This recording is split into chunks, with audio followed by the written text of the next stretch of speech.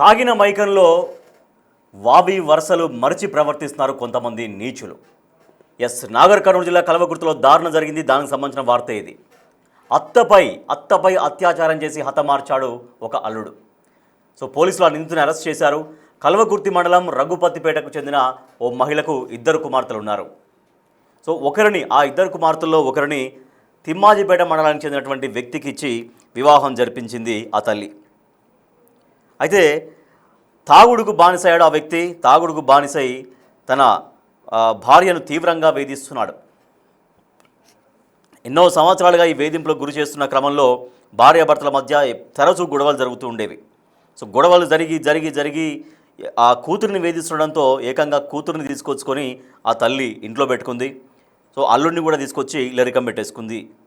కానీ ఈ మధ్య గొడవలు అత్తగారింటికి వచ్చి ఇల్లరికంగా వచ్చినప్పటికి కూడా, అంటే వాళ్ళు ఇద్దరు వేరే ఊళ్ళో ఉన్నప్పుడు కూడా విపరీతంగా గొడవలు జరిగాయి. తర్వాత ఆ ఇద్దరిని తన కూతుర్ని తన అల్లుడిని ఇద్దరిని తీసుకొచ్చి తన ఇంట్లోనే ఉంచుకుంటుంది. అయితే తాగుడికి బానిసైనటువంటి ఆ భర్త తీరు ఏమాత్రం మారలేదు. అక్కడికి ఇల్లరికం అంటే అత్త వాళ్ళ ఇంట్లోకి వచ్చిన తర్వాత కూడా అక్కడ గొడవలు మరింతగా పెరిగినటువంటి పరిస్థితి. దీంతో భార్య ఏం చేసిందంటే ఆ తల్లి గారింటి దగ్గర నుంచి వేరే బంధువుల ఇంటికి వెళ్ళిపోయింది. అప్పుడు ఇంట్లో ఒంటరిగా ఉన్నటువంటి అత్త పైన ఆ అల్లుడు కన్నేశాడు. ఇంట్లో ఎవరు లేని సమయంలో తాగొచ్చి అత్తపై అత్యాచారం చేసి కొట్టి చంపేశాడు అల్లుడు. అరుపులు కేకలు విన్న స్థానికులు కుటుంబ సభ్యులకు సమాచారం అందించారు. ఈ ఘటనపై పోలీసులకు కంప్లైంట్ చేసింది రెండో కూతురు. మృతదేహానికి కల్వకుర్తి ఆఫీసులో పోస్టు మార్టం పూర్తి అయింది. ఇది సభ్య సమాజం తలదించుకునేటువంటి ఘటనల్లో ఇది కూడా ఒకటి. అత్త అంటే తల్లి తర్వాత తల్లిగా భావించాలి, అది కోడలైనా అల్లుడైనా. కానీ అటువంటి సోయి లేకుండా ఉచ్చం నీచం మరచి వావి వరసలు మరచి ఒక వ్యక్తి తాగిన మత్తులో, నాగర్ కర్నూలు జిల్లా కల్వకుర్తిలో తాగిన మత్తులో ఈ ఘాతుకానికి పాల్పడ్డాడు. అత్తపై అత్యాచారం చేసి తర్వాత ఏకంగా చంపేశాడు. తనపైన కేసు అయితే నమోదైంది. నిందితుడిని పోలీసులు అరెస్ట్ చేశారు. మా ప్రతినిధి శంకర్ గౌడ్ మరింత సమాచారం అందిస్తారు. శంకర్ గౌడ్, ఈ ఘటన ఎప్పుడు జరిగింది? చాలా దారుణమైనటువంటి ఘటన. అత్తపైనే కన్నేసినటువంటి ఆ వ్యక్తిని ఎప్పుడు అరెస్ట్ చేశారు పోలీసులు? ఎటువంటి సెక్షన్ల కింద కేసు నమోదు చేశారు? రాజేష్, నాగర్ కర్నూలు జిల్లాలో దారుణం చోటు చేసుకుందనే చెప్పవచ్చు.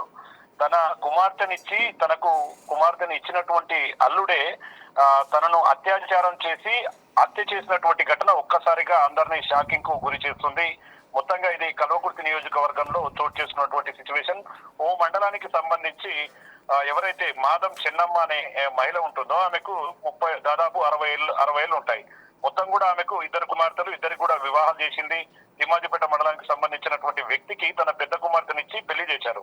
అయితే ఆ తిమ్మాజిపేటకి సంబంధించినటువంటి రాఘవేంద్ర తాగుడుకు బానిసై నిత్యం తన కూతురును కొడుతూ వచ్చేవారు, నిత్యం ఇబ్బందులకు గురి చేసేవాడు. ఇదే క్రమంలో ఈ వేధింపులు ఎక్కువయ్యాయని చెప్పి తన తల్లికి చెప్పుకున్నది ఎవరైతే రాఘవేందర్ భార్య ఉన్నారో, కుమార్తె ఆమె తల్లికి చెప్పింది. దీంతో మొత్తంగా ఆ అల్లుడిని తన ఇంటికి ఇల్లరికం తెచ్చుకుంది. అంటే ఇబ్బందులు ఉన్నాయి, ఆ ఇబ్బందులు తనే తీరుస్తానంటూ కూడా ఆమె ఇక్కడికి తీసుకొని వచ్చి ఇంట్లోనే ఆమె రెగ్యులర్ గా వారి పోషణ మొత్తం కూడా ఆమె చూసుకునే ఉండేది. అయితే ఇటీవల ఆ దంపతుల మధ్య ఇద్దరి మధ్య కూడా గొడవ జరిగింది. తిరిగి మరొకసారి కూడా గొడవ జరగడంతో అతని భార్య బంధువుల ఇంటికి కూడా వెళ్ళిపోయింది. అతని భార్య ఎవరైతే బంధువులు ఉన్నారో వాళ్ళ ఇంటికి వెళ్ళిపోయింది. దీంతో అత్త ఒక్కతే ఇంట్లో ఉంది. ఇదే క్రమంలో ఆదివారం రాత్రి, అంటే 2 రోజుల క్రితం ఇది చోటు చేసుకుంది. నిన్న రాత్రి ఇంట్లో ఎవరు లేని సమయంలో అతను అత్తపై అత్యాచారం చేశాడు. పూర్తిగా తాగిన మైకంలో మొత్తం సభ్య సమాజం తలదించుకునేలాగా కూడా ఈ ఘటన చోటు చేసుకుంది. అనంతరం ఆమెను కొట్టి హతమార్చాడు. శంకర్, అయితే అక్కడ అరుపులు కేకలు కూడా తను పెట్టినట్టుగా, అంటే ఆ సమయంలో అత్యాచారానికి ప్రయత్నించేటువంటి సమయంలో అత్త అరుపులు కేకలు కూడా పెట్టిందని చెబుతూ ఉన్నారు. అంటే ఎవరు రాలేదా, చుట్టుపక్కల ఎవరు గమనించలేదా, వచ్చి అతన్ని నిలువరించే ప్రయత్నం ఏమైనా జరగలేదా, లేకపోతే నిజంగా బయటకు ఎవరికి ఆ కేకలు అవన్నీ కూడా వినిపించకుండా అయిపోయిన పరిస్థితా? ఎందుకంటే రాఘవేంద్ర అనే వ్యక్తి అక్కడికి వచ్చినాక కూడా అతని అలవాట్లో ఎలాంటి మార్పు రాలేదు. నిత్యం ఇదొక హింసాత్మకంగా ఉండేది. రెగ్యులర్ గా తాగుడుకు బానిసై భార్యను కొట్టడంతో పాటు అత్తపై కూడా కొన్ని సందర్భాల్లో చేసుకునేవాడు అని చెప్పి కూడా చెప్తున్నారు. చాలా మంది అతన్ని నిలువరించే క్రమంలో అందరికి చెప్తున్నప్పటికీ అందరిపై తిరుగుబాటు చేసేవాడు. అంటే అందరినీ నా దగ్గరికి ఎవరు రాకూడదంటూ కూడా పూర్తిగా విచక్షణ రహితంగా మాట్లాడడం, వారి మీద దాడులు చేయడం వంటి కూడా చేశారని చెప్తున్నాడు. ఏదేమైనా అర్ధరాత్రి సమయం కావడంతో రెగ్యులర్ గా ఈ యొక్క అరుపులు, ఈ విధమైనటువంటి గొడవలు ఉంటాయని చుట్టుపక్కల వాళ్ళు అనుకున్నారు. కానీ ఇది హత్య చేస్తున్నటువంటి సమయంలో వచ్చినటువంటి అరుపులు, కేకలుగా స్థానికులు భావించలేదు. రెగ్యులర్ గా ఉండేది కదా అని చెప్పి కొంత దాన్ని పట్టించుకోలేదు. కానీ ఇది నిర్దాక్షిణ్యంగా తాగుడుకు బానిసై అత్త అంటే తల్లితో సమానం అట్లాంటి వ్యక్తి పైన అత్యాచారం చేయడంతో పాటు ఆమెను విచక్షణ రహితంగా కొట్టి చంపడం అనేది సభ్య సమాజం తలదించుకోవాల్సినటువంటి అవసరం ఎంతైనా. దీనిపైన ఇప్పటికే సిఐ నాగార్జున రెడ్డి కూడా మొత్తంగా కేసు నమోదు చేశాడు, దర్యాప్తు ప్రారంభించారు. ఇప్పటికీ తిరిగి ఆయన అక్కడికి చేరుకుంటున్నారు. అసలు ఈ ఘటన ఏ విధంగా జరిగింది, ఆ సమయంలో ఏ విధంగా ఈ ఘటన చోటు చేసుకుందనే క్రమంలో కూడా మొత్తం వివరాలు తీసుకునే ప్రయత్నం చేస్తున్నారు. ఏది ఏమైనప్పటికీ ఉమ్మడి పాలమూరు జిల్లా వ్యాప్తంగా చాలా చోట్ల కూడా ఇలాంటి ఘటనలు చోటు చేసుకుంటున్నాయి. కొన్ని చోట్ల తల్లి పైన అఘాయిత్యాలకు పాల్పడుతున్నారు, కొన్ని చోట్ల సొంత కూతురి పైన అఘాయిత్యాలకు పాల్పడుతున్నారు. చాలా చోట్ల ఇలాంటి విషయాలు వెలుగులోకి వస్తున్నాయి. పోలీసులు మరోవైపు చెప్తూ వస్తున్నారు, అంటే అందరికి కూడా మంచి మెసేజ్లు ఇస్తున్నారు, ఎలా కలిసి ఉండాలి, బంధాలు అంటే ఏంటి అనే క్రమంలో కూడా చాలా కార్యక్రమాలు చేపడుతున్నప్పటికీ కల్వకుర్తి టౌన్ లో జరిగిన ఘటన, కల్వకుర్తి సమీపంలో గ్రామమా? అంటే ఇది కల్వకుర్తి మండలానికి సంబంధించి సమీపంలోనే ఉంటుంది. దాదాపు 15 కిలోమీటర్ల దూరంలోనే రఘుపతిపేట అనే ఒక కాలనీ ఉంటుంది. అక్కడ కల్వకుర్తి మండలానికి సంబంధించి రఘుపతిపేట కాలనీలో ఈ దారుణం చోటు చేసుకుంది.